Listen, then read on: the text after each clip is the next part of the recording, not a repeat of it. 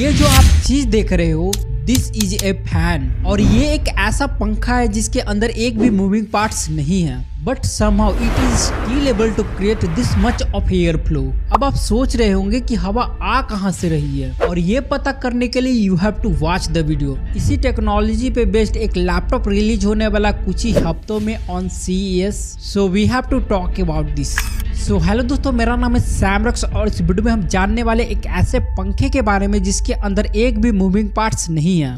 This is called the ionic cooling engine by Ventiva. And जो पहली चीज मैंने इसके बारे में जो नोटिस की वो है इसका डिजाइन जो काफी सिंपल है। इसके मेन कूलर के अंदर सिर्फ दो कंपोनेंट्स हैं, एक ये ग्रिल और एक ये वायर। एंड अगर हम इसे एक नॉर्मल फैन से कंपेयर करें तो ये इतना छोटा लगता है। And these are the different sizes that you can get. But इस मेन कूलर के आसपास आपको एक दो चीजें और चाहिए। एक तो इसके ऊपर ये वेंट काइंड ऑफ थिंग लगती है and secondly it need a power supply because ये बहुत ही हाई वोल्टेज पे काम करता है but very low current, kind like that mosquito killing racket you by. और अच्छी बात यह है कि आप इस एक पावर सप्लाई के ऊपर ऐसे बहुत सारे फैंस चला सकते हो। And shout out to mister Dave two D, क्योंकि मैं उनकी वीडियो से काफी सारा इन्फॉर्मेशन ले रहा हूँ। सैडली इस कंपनी ने मेरे को कोई भी टेस्टिंग यूनिट नहीं भेजा। I know sad again. But ये आयोनिक इंजन सिर्फ दो कंपोनेंट की मदद से विंड कैसे प्रोड्यूस कर रहा है,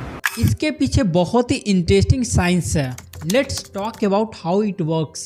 तो जब ये पावर सप्लाई इस फैन को पावर देती है तो इसके अंदर जो वायर लगी होती है वो काफी हाई वोल्टेज वाले करंट से चार्ज हो जाती है और जो वायर के आसपास की हवा होती है वो उसको आयोनाइज कर देती है। मतलब जो हवा में ऑक्सीजन और नाइट्रोजन है उससे एक एक इलेक्ट्रॉन खींच लेती है, जिसके बाद हवा बहुत ही ज्यादा रिएक्टिव हो जाती है। This is where the grill comes in play. तो जब ग्रिल निगेटिवली चार्ज होते हैं तो जो हवा के मॉलिक्यूल्स है वो ग्रिल में जाके चिपक जाते हैं। एंड ये चीज जब बहुत ही बड़े स्केल पे होती है, over million of air particles, तो इस छोटे से एक्शन से काफी तेज विंड ब्लो होने लगती है। And that is how this thing is able to make air out of nothing. And if you are wondering, ये सेम प्रोसेस है जिससे टेस्ला कॉइल हवा को कंडक्टिव बना के उससे लाइटें वगैरह जला देती है या फिर आपको प्लाज्मा देखने को मिलता है। इसी चीज से आपके लैपटॉप को बचाने के लिए इसके ऊपर एक कवर लगाया गया है। इसी तरह के एक और सॉल्यूशन पे फ्लोर कंपनी काम कर रही है। फ्लोर कंपनी की कूलिंग इंजन काफी छोटी छोटी मेम्ब्रेन्स का यूज करके एयर को जनरेट करती है और एक पावरफुल विंड प्रोड्यूस करती है। बट उसके अंदर दो मेजर प्रॉब्लम्स हैं। एक तो जो उसके अंदर मेम्ब्रेन्स है वो काफी तेज वाइब्रेट करती है, तो ऐसा पॉसिबल है कि उसके वाइब्रेशन की वजह से आपके लैपटॉप का कोई कंपोनेंट खराब हो जाए। But obviously this ionic cooler engine doesn't move even an inch because of the science stuff that I told you. तो ये प्रॉब्लम तो इसमें नहीं आएगी। And the second problem with air jet is कि ये बहुत ही ज्यादा पावर हंग्री है। जैसे हम इसे एक नॉर्मल फैन से कंपेयर करें, with 10 watt of energy a normal fan produces 1.3 to 1.5 cmf of air flow which is cubic feet per minute. वहीं पे ये फ्लोर का एयर जेट 10 वाट की एनर्जी पे सिर्फ 0.42 cmf देता है, which is less than the half of a regular fan. वहीं पे ये आयोनिक इंजन 1 cmf देता है 9 वाट ऑफ एनर्जी पे, which is very comparable to a regular fan and that is the reason why it is good for laptops। इसीलिए जल्दी ही ये चीज आपको एक नए लैपटॉप में देखने को मिलेगा।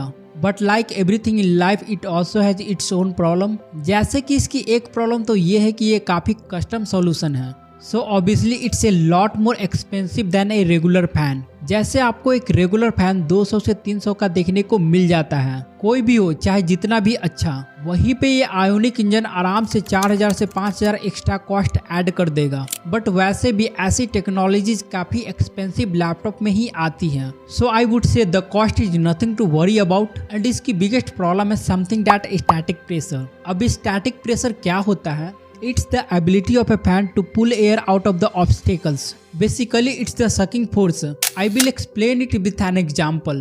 जैसा कि आपने लैपटॉप में देखा ही होगा कि उनके अंदर जहाँ पे फैन होते हैं वो एरिया हमेशा ऐसी जगह पे होता है जहाँ फैन के चारों ओर लैपटॉप के कंपोनेंट्स हो। एंड जो लैपटॉप फैंस होते हैं वो छोटी छोटी जगहों से एयर को पुल करते हैं, जैसे कि कीबोर्ड के अंदर से या फिर जो छोटी छोटी ग्रिल्स होती है आपके लैपटॉप के सारे तरफ।